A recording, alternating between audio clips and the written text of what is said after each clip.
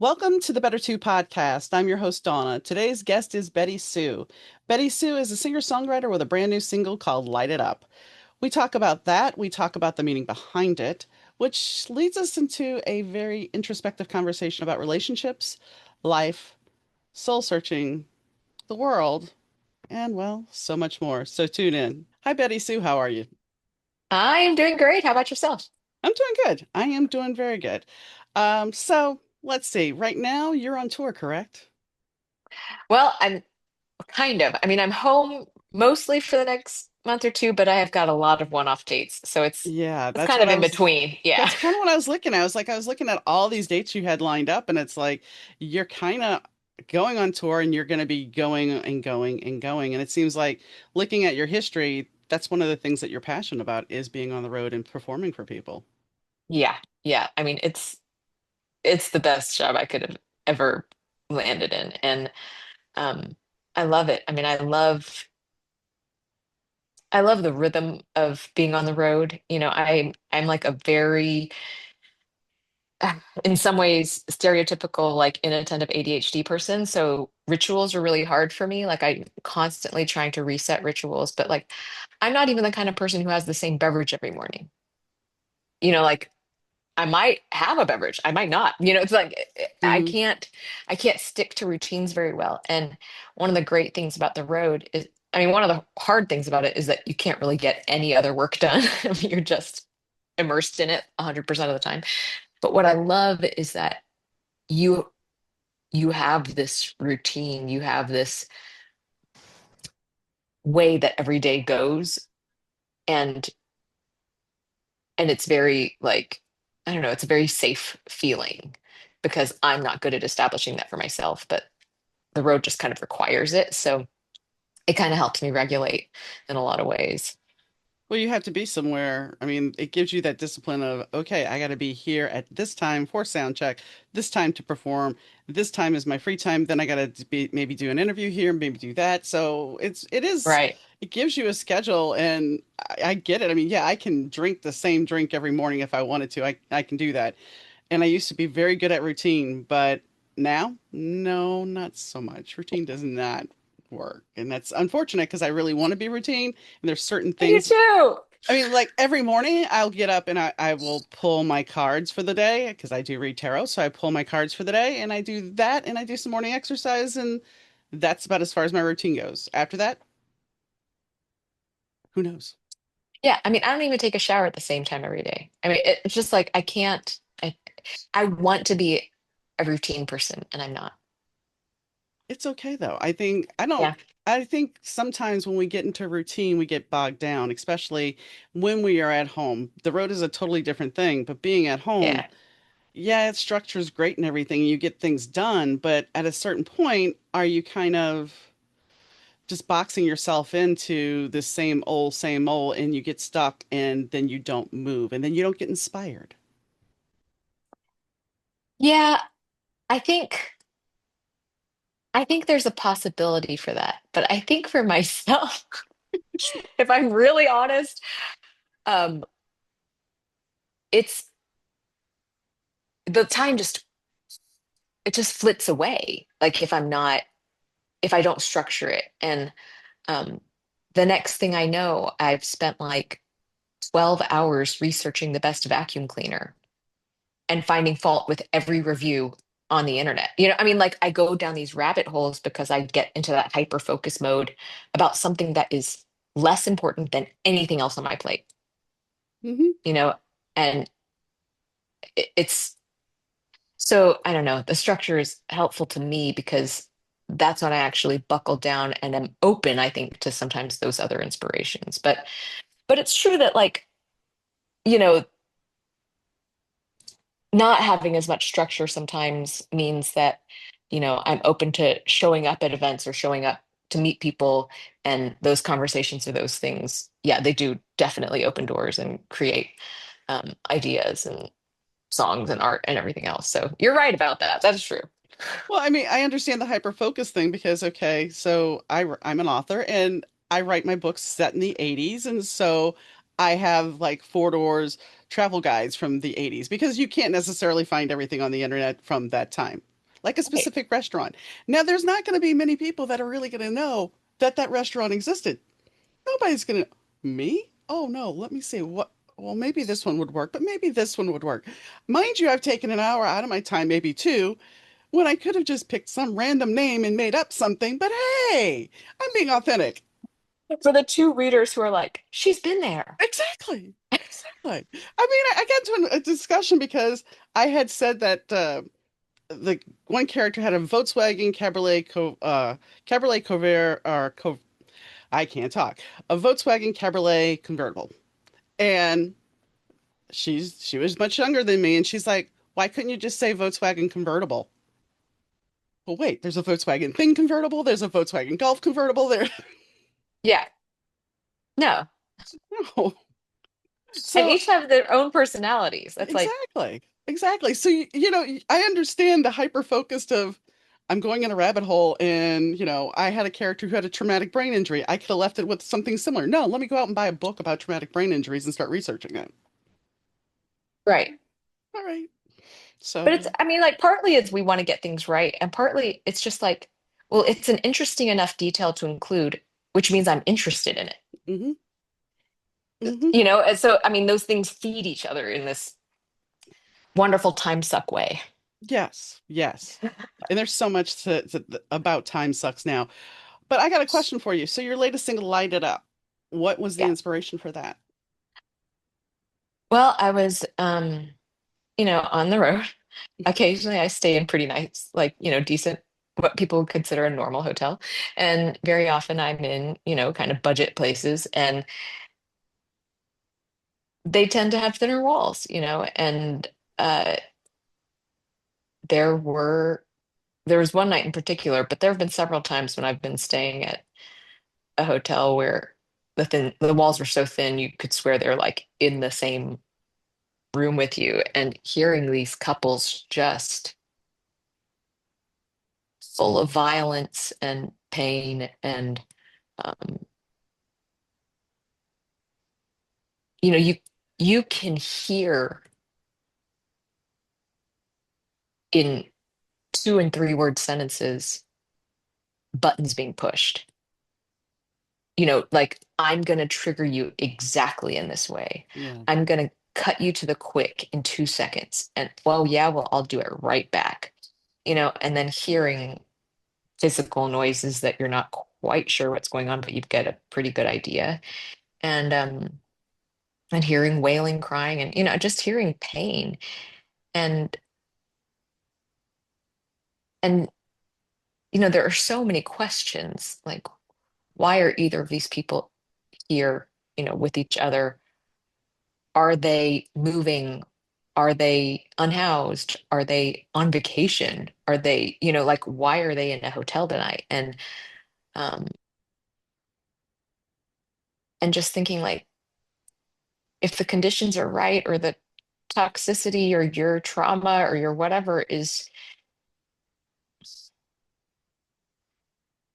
when the timer goes off and the meal is ready, it's like you don't know where you're going to be or what day in the relationship. And um God, it's, hearing that, it it brings up a lot of, trauma for myself for sure. But um in those moments, there's a fear I feel for myself, like, is this gonna Yeah. what's gonna happen? Um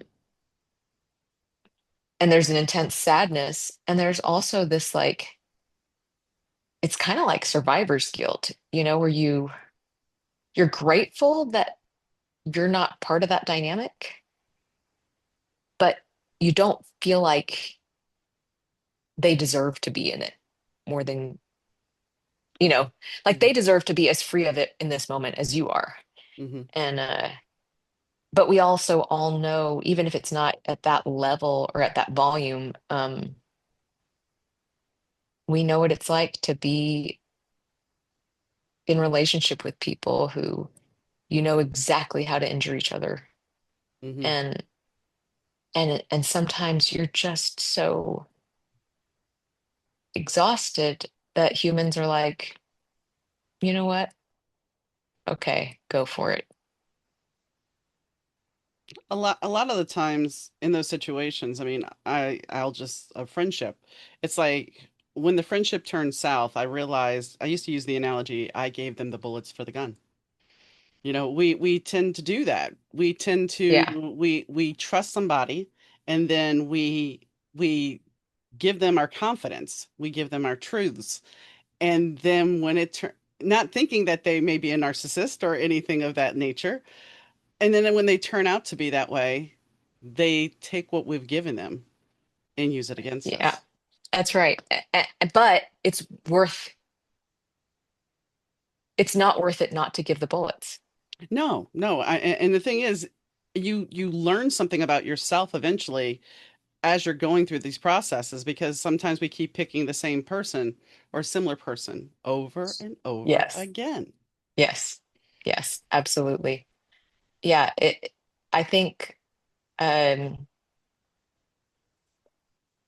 yeah, to not arm them is to not really be known, you know. And then feeling their love doesn't really feel like love No. because you're just waiting for them to discover who you really are and be disappointed in you, um, or with you. But yeah, I mean, in every kind of relationship, whether it's, work relationship or friendship or romantic or whatever, it's like you have to hand them a gun and then you have to hand them the bullets and then hope that they don't Yeah. abuse it. But and that can be turned around though, is because if you're paying attention, and I think as we get older, we listen more than when we were younger. I mean, I remember when I first started dating my first husband, he was telling me about how his then ex-wife, they had a living arrangement at that time, and her best friend had come over and they were messing around. Okay, I didn't think anything about it, but then he hit on my best friend when we were dating, and I didn't really think anything about it. Right. I was in my early 20s. I didn't, Oh as, gosh, yeah, children. Yeah. exactly. As an older woman, I'm like, oh, girl, what the hell? You know, I mean, Right.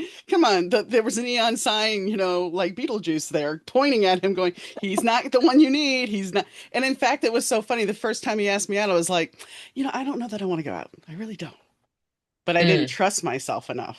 I was too yeah. insecure, and I think that's something that as we age, we learn about. And the other thing I wanted to add, even though you're in those situations where that that trauma may be brought up in those hotel rooms, the fact of the matter is, there's a reason you were put there, and whether it be for you to be inspired or you to work on your own stuff, there's something that's a gift there that most people wouldn't see. Yeah.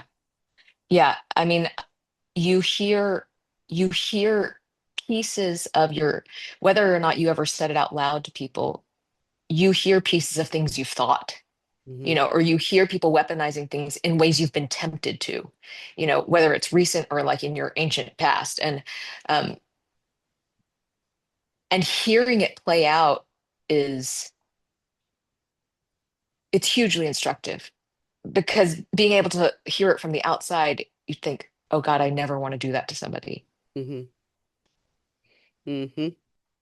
And And I never want to do that to somebody. And I think a younger person I mean, you hear it, but it's more just scary. And the older you get, I think the more you realize how much agency you can develop hmm. over avoiding abusing people, in ways that you don't even realize. It's just your little defensive, angry children inside of you with their little knives coming out, and um, actually recently on this last tour, there was a bar we played at, and there was kind of this mix up and with which doors I was allowed to go through and all this kind of stuff because I sell merch, but then I open the show and then I'm also playing with the headliner, so I have to kind of go back and forth between all these areas of the club every night. And this one club just had this kind of confusing layout, and I was supposed to go through this door and not that door, and only this door at this time, and this, it's like very and I thought I had followed I know I followed all the instructions, but anyway, the door that I was supposed to have access to is locked. And um, so I had to get somebody to open it, and the bartender was so livid. And I get that he wasn't there when we were setting up. So for him, this is out of the blue and he's being interrupted from his job, you know. But he just bitched me out. Like for no real good reason. Like his voice just kept getting louder and he kept repeating himself. And I just kept saying, I understand. It's, don't worry. I probably made the wrong decision. I know I didn't. But I was like, Hmm. I probably made a mistake, but this door just wasn't open. I thought I was told it would be open, And at the end of the night, he came up and was like, so, how was your night? And I was like, some of it was all right. Some parts not so great. And he said, well, what didn't work out? And he's not like the manager or anything. He's bartender at the place. And I said, well, when you reamed me a new one, that wasn't my favorite moment. He goes, what? I said, you bitched me out, and I was just trying to get to the stage. So 30 seconds before I'm hitting this stage, I'm being yelled at for something that I felt like I had no control over. And that wasn't a great, you know, state of mind to go perform in. And I was like, but, you know, it's over now. And he got so angry and was like, I did not, I look, I've been working here for this many years and I blah, blah, blah. And like, I know that certain things are confusing. So he's like defending my point of view, but also getting more angry and raising his voice. And the guy is probably 30, if even that. And I was talking to my boyfriend the next morning on the phone about it. And I said, I think he's young enough that he's not aware of the volume of his voice increasing. He's not aware of the aggression he's giving off. He's not aware of like how quickly he switches into verbal abuse when he's actually trying to side with you. And I was like, I hope that one day he's able to see it Yeah. because he's going to hurt fewer people that he doesn't mean to hurt. And my my partner said, yeah, give it about 25 years. That's about the age when I realized that I had been an asshole. Yeah. And I mean, I applaud you for actually saying something because not most people would have just said it's not worth the headache. Yeah, and I think that's a recent development for me. That's a new growth thing for me. And I think part of it was in that moment, I which I don't think I would have had that empathetic a view of him earlier too. I would have just been hurt and Hmm. upset. And I was hurt and upset. But in that moment, as he was reacting the second time, I realized he doesn't know. He doesn't know how he's affecting people. And I thought he has to hear this because maybe if enough people tell him that they're hurt by him, one day it's going to click. And a younger me would have never had that perspective. Well, and I mean, here the thing is, when you think about it, sometimes you give people the benefit of the doubt and say, well, maybe they were having a bad day, maybe something happened to him. But when he comes back and he can't grasp that he is part of the problem, then that's when you have to go, okay, and you did it beautifully. But there's the analysis of, okay, so who did he witness doing this behavior growing up? Yeah.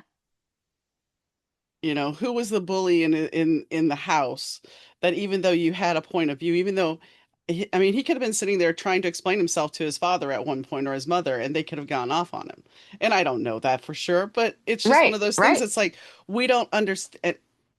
We don't understand that. And it's interesting because I've been listening to an audiobook called um, What We Can Learn from Our Childhood Memories. I don't necessarily agree with all the stuff that's in there because he talks about our certain people a lot in that book. Granted, it was Mhm. written in the 1990s, and I really don't aspire to be our president. But anyway, it is fascinating to look back because he kind of makes you look back and go, okay, go to your childhood home. What are your earliest memories? What does the room look like? What do you remember? And I sat down with myself and started looking at things and looking at general themes to see where you're at.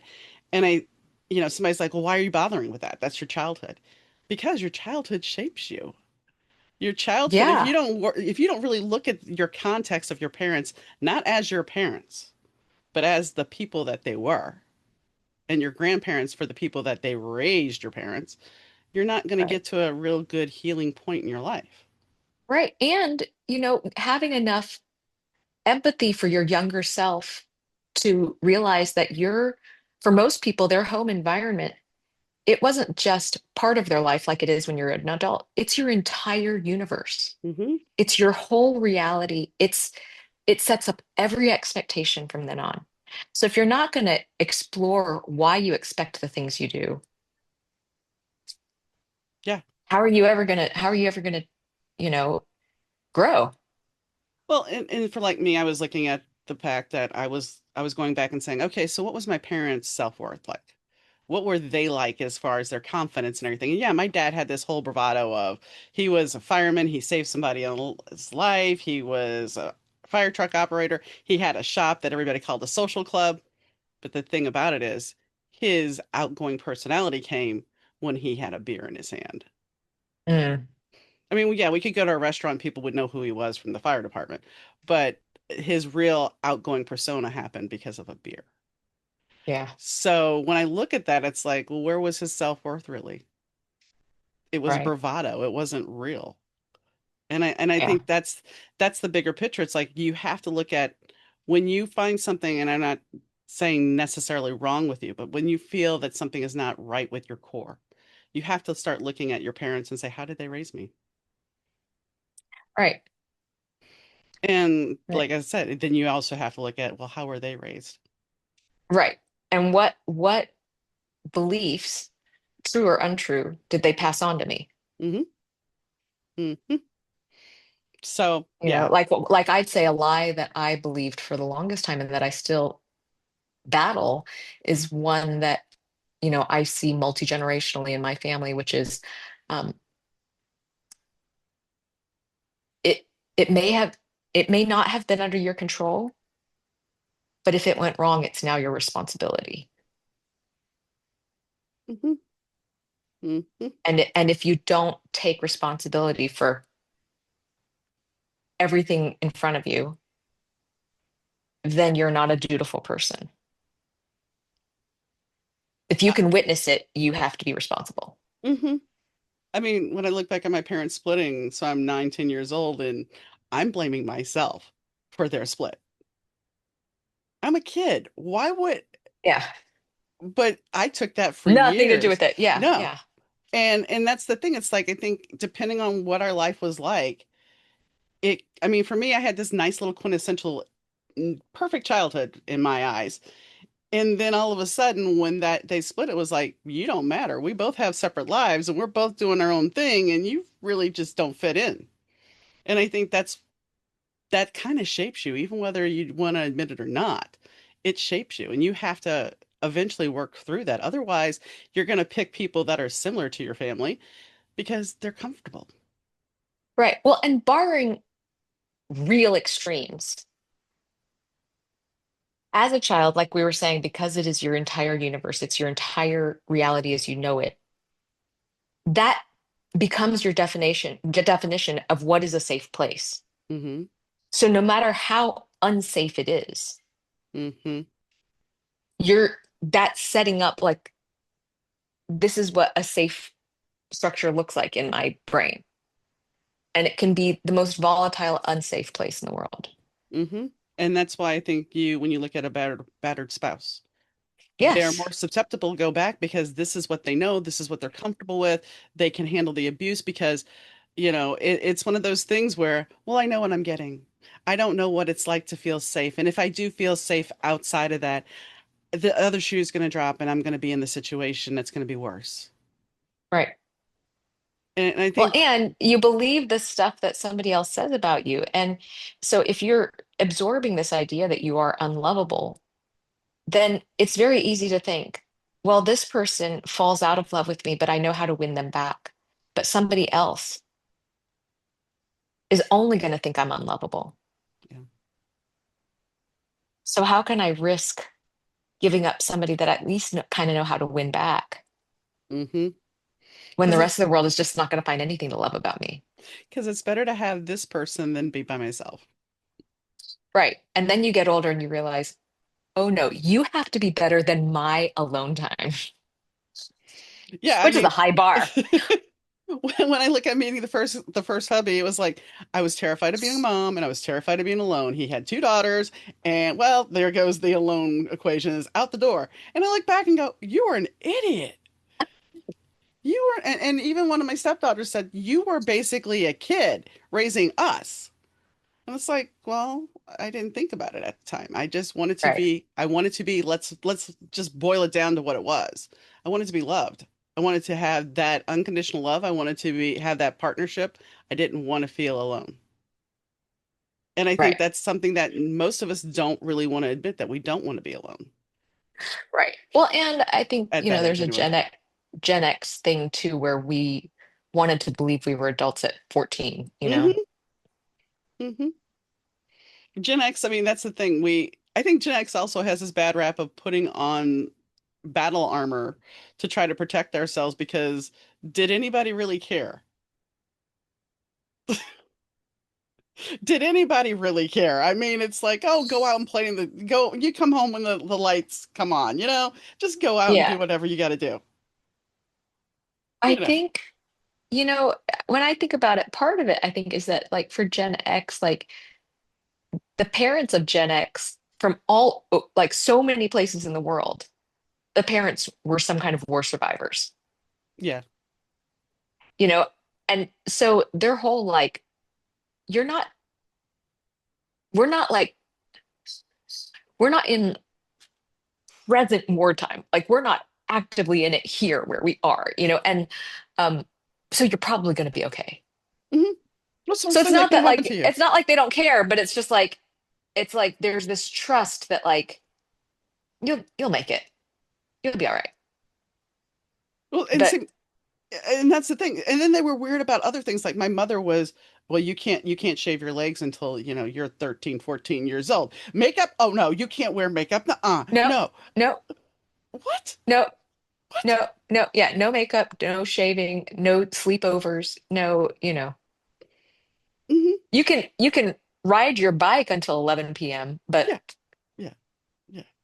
And I find it funny because, here's my mom, the overprotective woman, and then my senior prom, she's like, "Oh, you don't have a curfew." But but to be fair, her talk with me was if a guy says I love you, then prove it. They don't love you at all. So save yourself until you get married. Your dad and I waited. Just wait. And of course, she had the whole analogy that he was a knight in shining armor on a white stallion until he wasn't, and then he was on a jackass and his armor was tarnished.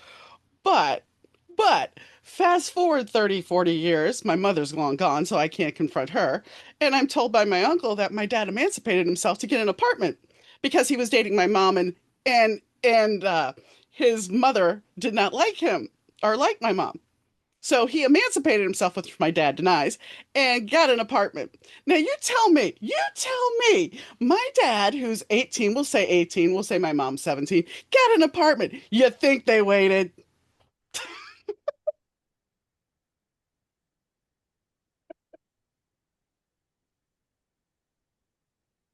your mother would never lie to you.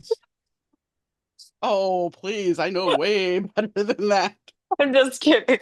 I'm like, I just look back. I go, really? Uh-huh. Yeah, mm, 0% chance. Yeah. yeah, yeah. So it's just like, but once again, that shapes your views because you don't want to make your parents disapproval, Right. you know? Right. Well, and it's not even just disapproval. It's like you don't want to hurt their feelings by disappointing them by becoming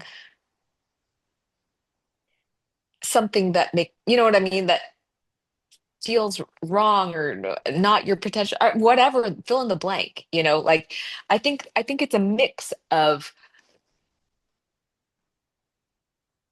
at least for me, it's a mix of kind of that disappointing them or hurting them, but it's or disappointing them or letting them down. But I think it's part of it is like oh, you're not who we hoped you would be, like in character or in whatever. And like that makes us sad. Like that is more devastating to me than making them angry or offended. Yeah. Yeah. However, I will say this. So my dad had girlfriends that he lived with and everything, and my mom did not. And as soon as my mom moved in with somebody before she married him, I just was like, I was in high school at the time, and I was just like, all right, so now you guys, you have set this up beautifully that if I decide to live with somebody, neither one of you can say a damn thing because that's the Gen X side of, yeah, screw you. Yeah, yeah, absolutely. Yeah. And I know you're like, why are we doing not so much therapy? It's just how Gen X was This raised, is I how, think. well, this is how I have a conversation. I mean, Yeah. yeah, I mean, Gen X was raised differently than because the next generation kind of the millennials, they had a little slight of Gen X, but the parents started caring more. And then with the internet, oh my God, did you see all the kidnappings? We have to protect you. You can't go here. that's right. You can't go That's there. right.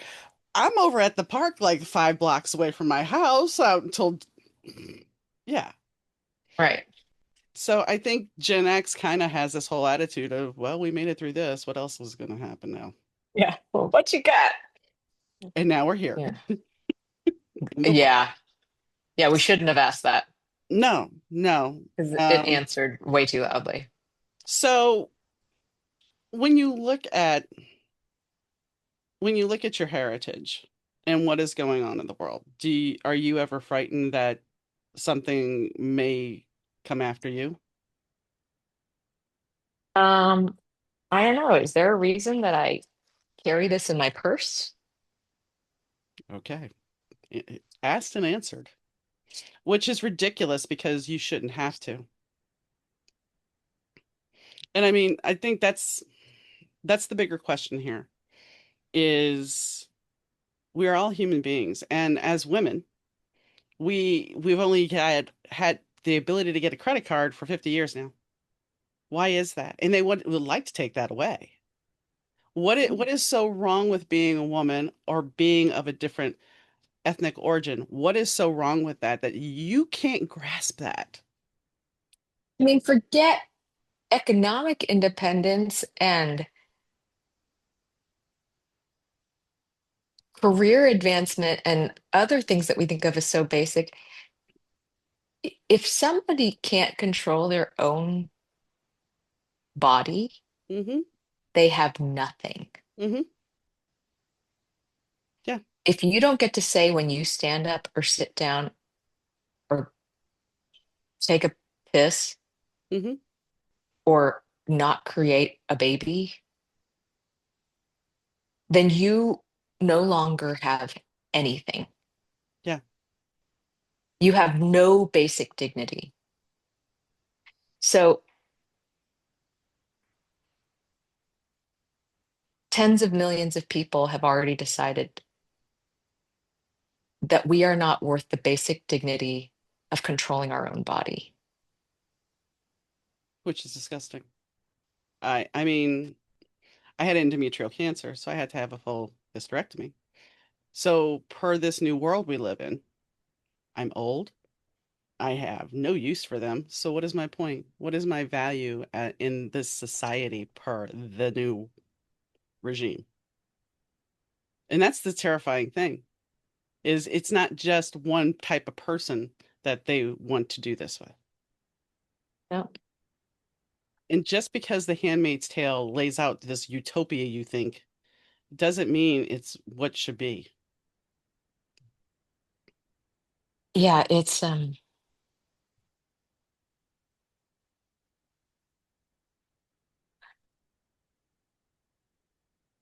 I often think about how many, dystopian novels we reference, since we were young, Orwell and Huxley and all of this. And I think about Margaret Atwood all the time because to be living when your classic novel of decades ago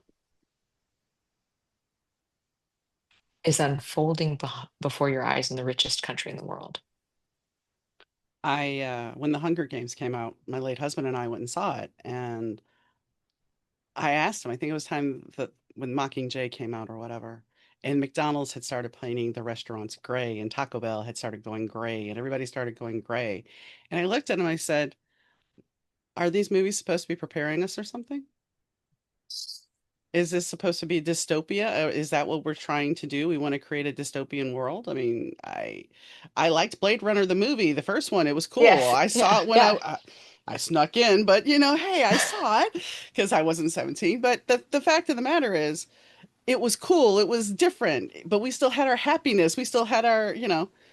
Now it's like, did you just do all this to show us, you know, what you think would be a perfect civilization, perfect I mean, society? I think all of those dystopian novels and those films, they were meant to warn us and to say, don't let it become this. Hmm. And that's why I think about Atwood, because I think how, and and I've heard and read interviews with her where she talks about it, but I just think waking up in the morning and thinking the work for which I am most famous was supposed to help stop this from happening. Yeah. Yeah. It's wildly popular. It's been in school curricula in many countries. It's being compared to every day, and it didn't stop it. No. Well, I mean, come on. History class. Let's talk about history class for a second. When we were Yeah, learning yeah, about the Holocaust, I remember being in high school going, how the hell did this happen? I don't understand how anybody would let this happen. Hello, here we are. right. And then there were novels to say it can happen again. There was Lord of the Flies and oh, what was that middle school one? The Wave. And like, I mean, there are endless books to say it can happen again. It can happen again. If you don't stop it, it will happen again. Um, And then, like on the 4th of July, I watched Idiocracy. And I'm like, because I hadn't watched it. Everybody's like, you really need to watch it. And I watched it, and I'm just like, yeah, we're headed there. We yeah, are it's headed way too there. close to home. Way too Hmm. close to home. Hmm. But how do you think? I don't think that this can continue. I mean, maybe call me naive, but there has to be some pushback. And I think we are starting to see some, not all of it, but I think we're going to get that pushback in the next couple of years if we survive that long. I think there will be pushback. And then, how long it takes to recover or how long the effects of dismantling so many institutions Yeah. takes to bring back basic structures for dignity and civil rights. We don't know. I mean, I think about how after World War II, you know, for about 80 years, or 60, 70, 80 years, Germany had extremely strict restrictions and still does, but, about not allowing any insignia, you know what I mean, Hmm. huge safeguards.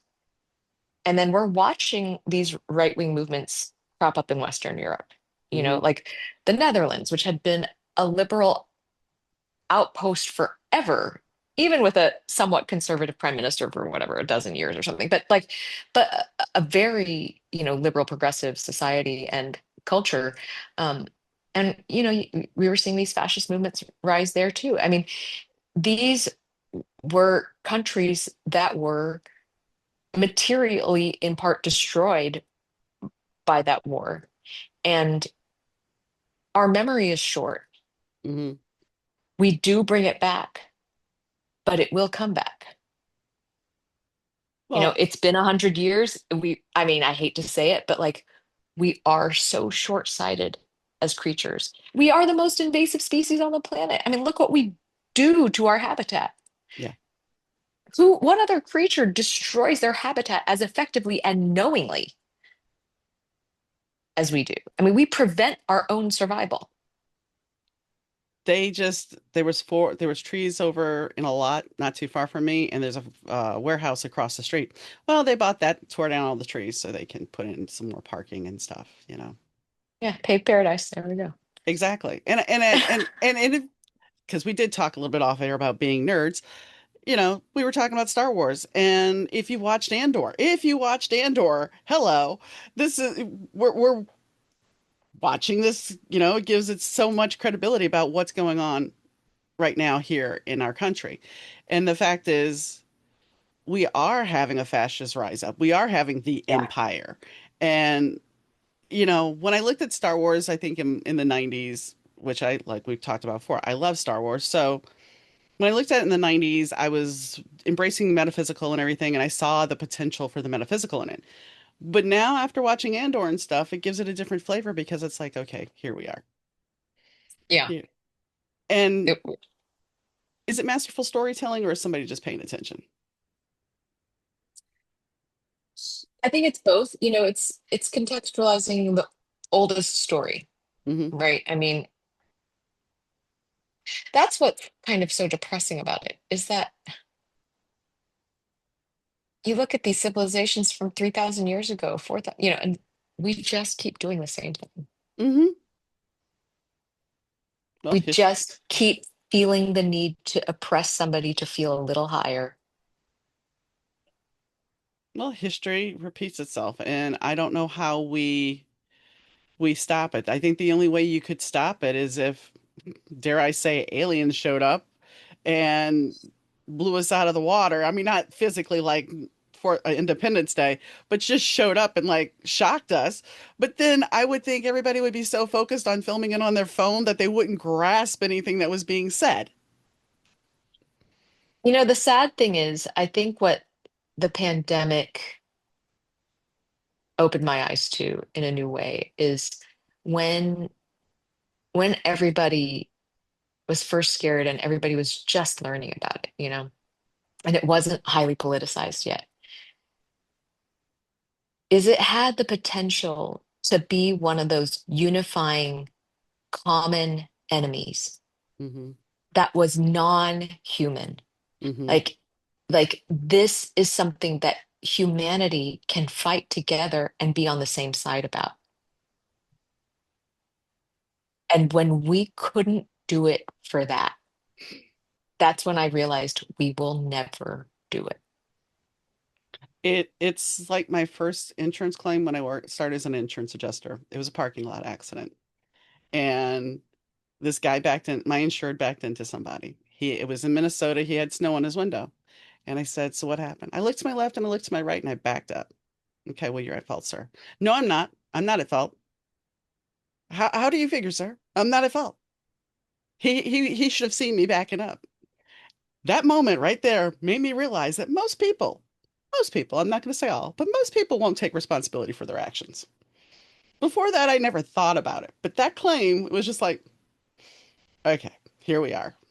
And that's the thing. I think a lot of people they don't want to take responsibility. And in that situation, as soon as it became politicized with COVID, that became this hot button of, well, it's their fault. And they're trying to do this to us. And they're trying to it became just this whole misinformation campaign instead of us being united. And the only other time I've seen us come together somewhat, and I really don't want to say it, but I have to, was 9/11, right after Yeah. 9/11. I don't agree with half the stuff we did after 9/11, but Right, right. for that brief moment, before the burnout of watching it on every channel every 5 minutes, we all came together. Yeah, yeah. I think it, I think the fact that it comes back every 100 years or so, but that it gets taken down again, or that those movements get pushed back again. I think that's the balance, right? Is that we have to accept the fact that we're never all going to get it right. All of us have too many individual and collective traumas to get over all our defensiveness and see each other non-competitively and to think everybody else deserves everything that we deserve. You know, we might want to believe it, but we don't behave that way. So knowing that, I think seeing the fact that that kings are brought down, um, is a reminder that it's that even though the oppression will return, it is still all of our job to keep resisting it. And I have to ask you this. How do you feel about astrology? I find it interesting and I love my friends who are into it. I am one of those people who has no retention for it at all. Like it's like why I can't be a baseball fan because I can't remember anything. And I'll tell you this, I'm a Leo, and when people go, you know, oh, you're such a Leo, I'm such a Capricorn, and I'll say, well, tell me about Capricorn. And I don't know what months, what I don't know any of the details. And they always go, you're such a Leo. But that's not why I'm telling you this, because you've said it a couple of times that it's a 100-year cycle. It's actually an 80-year cycle. And Okay. the planet Uranus has just moved into Gemini. And the last time it was there was at the end of World War II. And it was also there at the Revolutionary War, the French Revolution, and the Civil War. Civil War. I was going to say Civil War was about 80 years before World War II. Yeah. hmm Yeah. So it comes around. So while we repeat, it's like the astrology comes along and says, "Okay, are you going to get it right this time?" Oh no. Okay, we're going to play this game.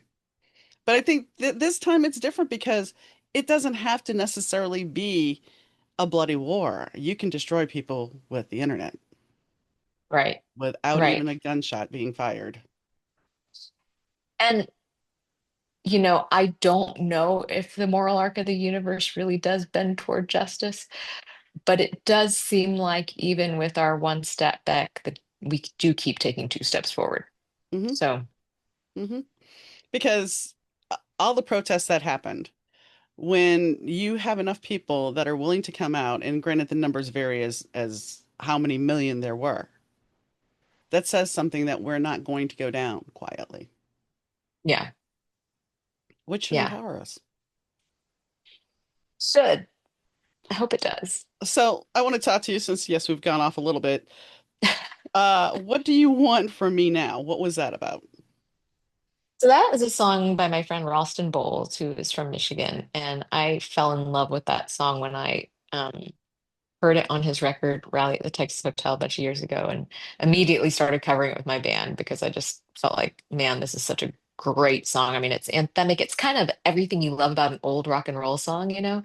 Um, and I think in that is not just like the structure and the feel of it and the great hooks in it, but because I think on the surface it seems very simple, and the lyrics seem very simple and very straightforward, but they're actually the hardest, scariest questions to ask. True. They're the ones that, when you are at those crisis points in any type of relationship, you're trying to figure out how, when, or if you can ask these questions. Mm, Like, if I really give you everything, is it going to be enough? yeah. It And what do you want? I don't like, and can I handle the answer? true. I don't know. I mean, so it feels like this very simple song, but I find it a very profound song because it's really scary to shout those questions as loud as you want to. Oh yeah. I mean, when I look at being 20, I was like, I asked my first husband, "Well, why do you love me?" All right, I'm in my 40s. I don't ask my second husband why he loves me. I know he loves me. It doesn't matter why he loves me. I'm okay with that. And Right. I think it's an evolution that yeah, the some of the questions we want to know and we have to have answers, and other times it's just I don't know that I want that answer. I really don't. Yeah, absolutely. I'm just grateful to be loved. Exactly. And that is a gift in itself. I don't think we really realize how much love, if we put more love in the world, we would be in a much, much better place. Mhm, And we wouldn't have mhm. so much hate and distraction. I do have to ask because I know that Rachel Maddow mentioned you, and that had to be kind of a kick in the pants. It's wild. What was it Yeah. like when you saw that? So I've met Rachel a few times. We're not close or anything, but we are acquainted. She is very long-term friends with my partner. Um, he has been friends with her for decades, and also her partner for decades before they were together, actually. And so I met her through him. Of course, I was already a fan of hers, and she is just the smartest person you will ever meet, and the kindest, most present, just generous in spirit person. You know, people will interrupt her on the street, and she is so kind to them and just caring, and treats service people great. I mean, just she is just she's an Gen- exemplary person. Genuine. So yeah, and so to have her dig my music is like, Yeah. Yeah. I also, you did a fundraiser where you did some Bowie songs. Are you ever going to release these Bowie songs? Because I was like, I'm looking for this. I'm like, oh, I would like to hear these, but, yeah, one day, one day, one day. one Yeah, day. I made a record and it's half David Byrne and half David Bowie covers. The Ode to David. Yeah, Hey, yeah, that's David fine. B. It's totally fine. The other thing I noticed too was a name that I have not heard that most people will not know, but I know from his Pictures to Pleasure record, Charlie Sexton. Yeah, That was an yeah. awesome record back then. So he's on your record. How did that all come about? Well, he played on a previous record that I did with my friends from Nobody's Girl. His brother Will was my guitarist for about a decade Okay. in Austin before Will moved to Memphis. Um, but Will produced the current record, and and I've been on a few recordings with Charlie. I don't know Charlie really well, but he's an incredible player, incredible musician. And it's funny, he and Will have so much in common. I mean, just both being kid prodigy guitar Hmm. players and songwriters and stuff. And but they're also so different. And um, Charlie is definitely the more famous guitar player, but I think Will is one of the best guitarists on the planet. He and part of why I say that is not only is he just a great player, just kind of inability, but if I hear a recording with him on it and I don't even know who the artist is and I don't know who the players are, if he's playing, I know it's him. Impressive. I can hear it. He has his own voice in Hmm. his playing. And I think that is one of the rarest things that any artist of any medium has.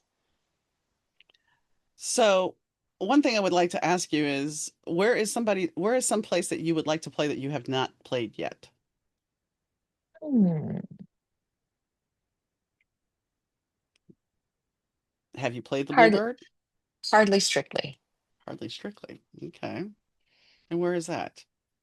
It's a big free festival in San Francisco, Okay.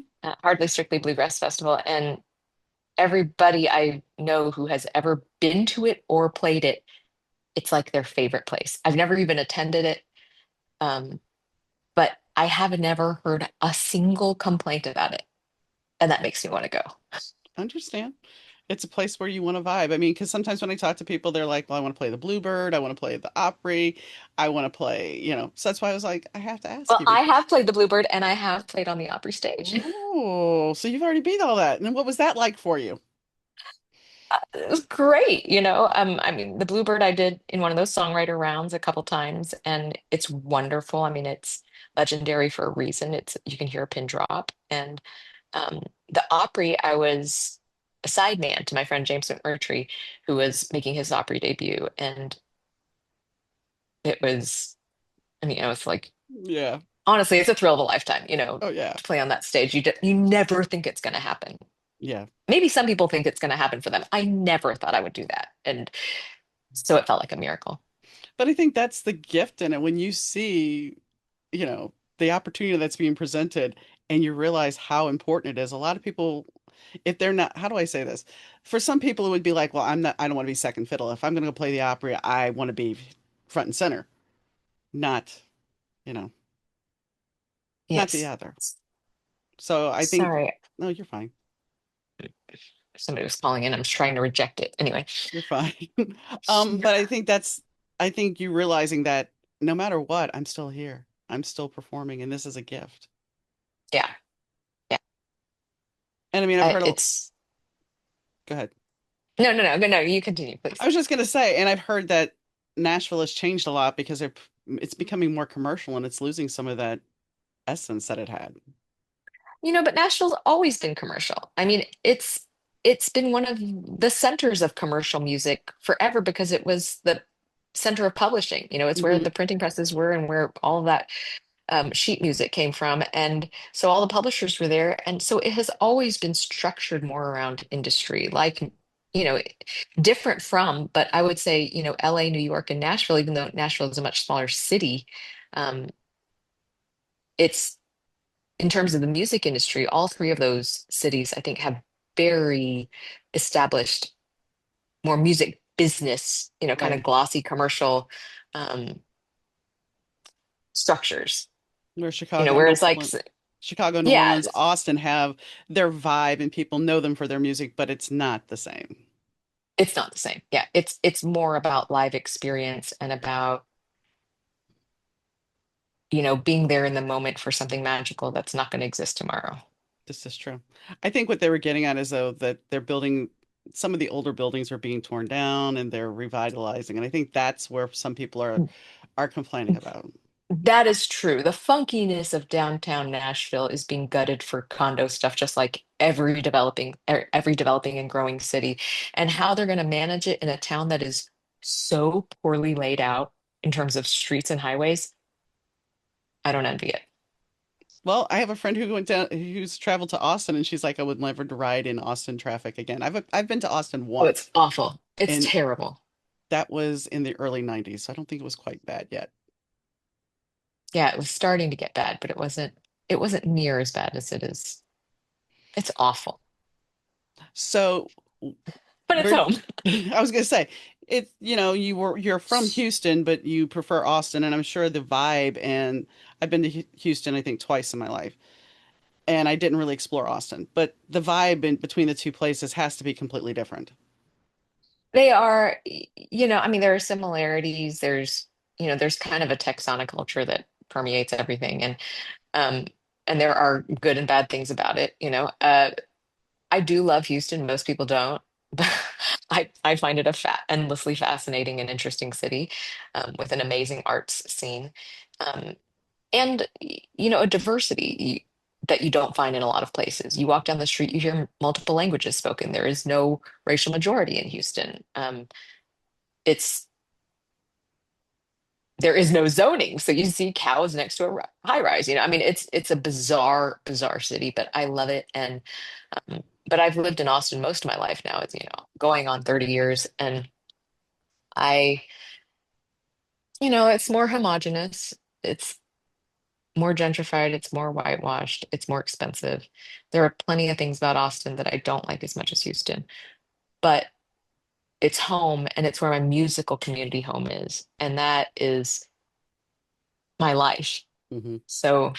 Um, the other things that make Austin less appealing to me, other than just navigating it because it's where I am, I don't interact with it quite that Right, much, all that much. right. I understand. I lived in Dallas for a while, so I Oh, get yeah. it. Okay. You get it. Yeah, yeah. I remember moving to Dallas in the early 90s, and I'm like, everyone looks the same, big Mhm. hair, and everybody had the same Closer to expression God. in the car, and it was just like, oh, okay. But coming from New Orleans, it was like it's a concrete jungle, comparatively speaking. Yeah. Yeah. But, Absolutely. you know, is there anything that we haven't talked about that you want to add? I don't think so. I really enjoyed this conversation. I enjoyed it too. Betty Sue and I hit it off even before we actually logged on to talk because she saw my Princess Leia doll. And, that's kind of what we talked about prior and why I knew she liked Star Wars is because when she saw Leia back there, she's like, "Is that Princess Leia?" And I'm like, "Yeah." And then, of course, there's Princess Leia there behind my head. So we had a conversation about Star Wars and about being nerds and about, embracing that nerdum and how it was kind of harder at first being a woman or a girl that liked Star Wars because for me, yeah, that was like unheard of. But I want to explore a little bit more about what we discussed, with the Light It Up song. When we talk about that place of feeling safe, where is your place? Do we really know where it is or do we function on this loop that we have that we don't really face if we continue to make the same mistakes and continue to make the same choices? Is it because this is what we know? This is what is our comfort zone, even though it could be the furthest thing from being comfortable. Sometimes we really have to look and face our deeper aspects of ourselves. And that isn't something we always want to do. I mean, we've talked about those things before on the show with different people. But I think when we sit down and we actually are willing to embrace things, it becomes a gift for us, a gift for our soul, a gift of healing. And recently I had the pleasure of doing that. And I know that sounds like pleasure. It was a pleasure because I understood in the bigger picture of it that I was looking at my parents in a very clear way. I was looking at me in a very clear way. And I was able to look at that little girl that I was and ask tough questions of who was there for me? What was going on with me at the time? Why did I act out?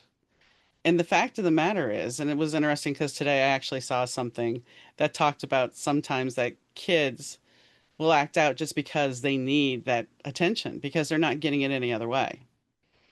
And that was something that Betty Sue and I didn't talk about, but I think, when you look at certain patterns as a kid, especially when you come from a situation where everything is normal, everything seems fine, and then be forced into basically abandonment. And I'm not saying I was completely abandoned, but at a certain level, the world I knew was abandoned, and I was stuck in a trauma loop at that point.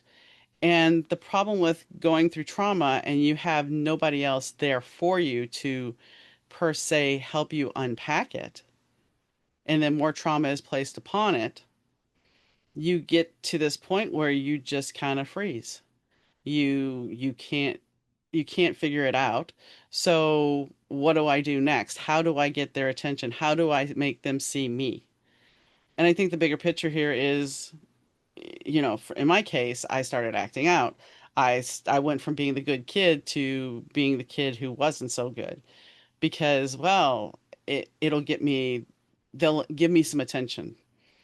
And sometimes attention becomes love. And the interesting thing is not that it is love, because that's where we kind of fall into the social media trap of attention equals love, likes equals love. It really doesn't. But in our minds, it's somebody paying attention. It's somebody giving us something. And so when I'm speaking with my father recently via text, we finally get into a conversation about my mom, which we never do. He always gets upset when we talk about my mom. But he said something and he's like, "Well, your mother loved you in her own way." And I couldn't help but laugh because from the time that they separated until she passed, anytime my father would come up and me questioning whether he loved me, my mom would be like, "Well, he loves you in his own way." And I often said, "What the hell does that even mean?" Because as a kid, and he's even as an adult, you had certain parameters of what love was. I had the quintessential family, as I said. I Everything seemed good. Everything seemed like people loved me and cared about me, and then that's all taken away, and it's turned into he loves you in his own way. She loves you in your own way, in her own way. Okay, so I understand we all have a love language, but trying to come to terms with that is something that you have to accept eventually. Was I loved? Sure. Sure. It just at a certain point felt like the abandonment happened. And I think that happened for a lot of kids that were Gen X because we raised ourselves. We were the latchkey kids. We were the kids that, okay, well, when you get home, I'm going to call you. I'm going to work and I'm going to call the house and I'm going to let the phone ring 3 times. Don't pick it up. And then I'm going to call back right after and then pick the phone up. And then you'll know it's me. Okay. When you think about this, what happens if somebody else was calling just at the same time? As an adult, I'm like, okay, well, how did you figure this was going to work? And it did work, but the possibility of somebody else calling at that time was high. But this was Gen X, and go on out, it's okay. But no, don't you dare do that, don't you dare do this. Um, we were supposed to be pristine, and if you wore too much makeup, then you were a hussy or a slut. And it's like when my mom moved up to Shreveport, and I live with my grandmother and my girlfriends, they wore makeup, and guess what? My grandma let me wear makeup. At least when I was out with my friends, it didn't matter. I didn't wear it to school. But eventually, the funny thing is, when I was in high school, after I moved to Shreveport my senior year, I ended up giving my mother a makeover because, she wanted to have some more modern makeup. So we went from no makeup to do a makeover for me.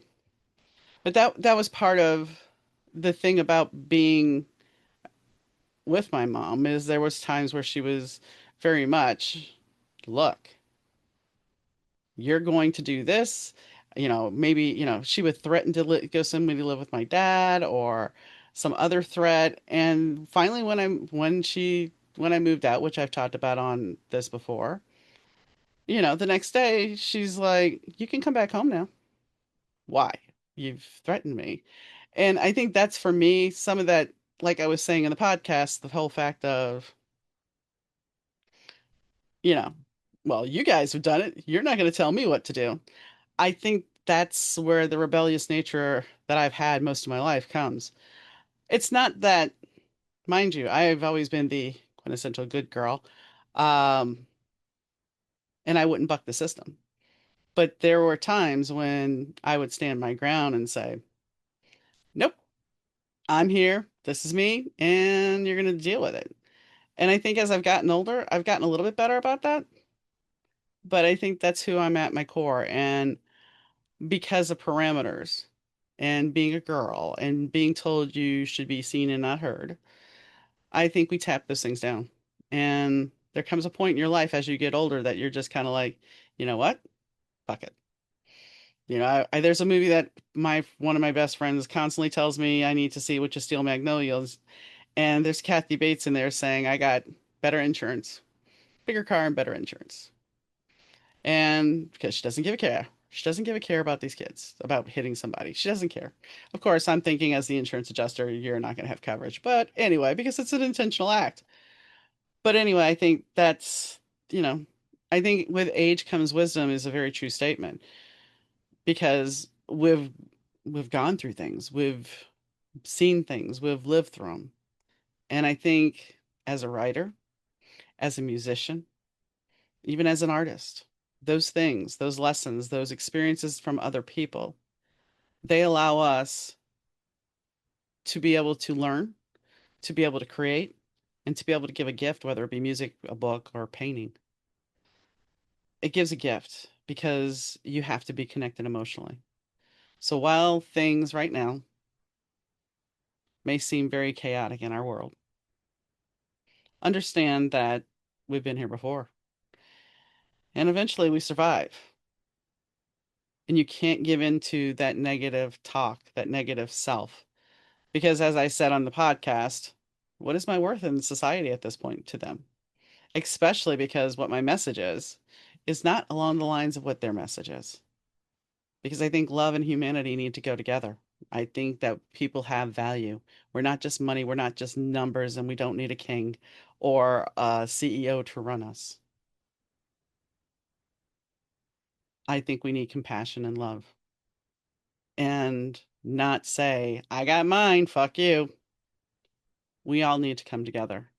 and not just as a country, but as a world, as a group of people that see the potential in the growth that we could all offer each other instead of always trying to get ahead and always trying to have more likes and more loves. Because one thing I will say about Betty Sue that I really didn't say to her, and I wish I would have, is that she loves what she does. And that, my friend, is a gift, just like me doing this podcast. I could choose to not be doing any of this while battling cancer, which, by the way, I have come back clear.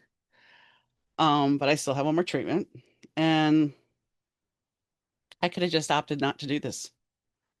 But as I have said before, this is my lifeline. This is something allowing me to follow up and be part of this world. And I appreciate that. And I appreciate you tuning in. So I will wrap this up now that I've gone off on my diatribe. But I thank you guys for tuning in because it's really important that you're here and it means a lot. I also like to thank Fast Susie for the intro and outro music. And, as always, whether you're listening morning, noon, or night, I appreciate you. And I'll catch you next time, guys. Bye.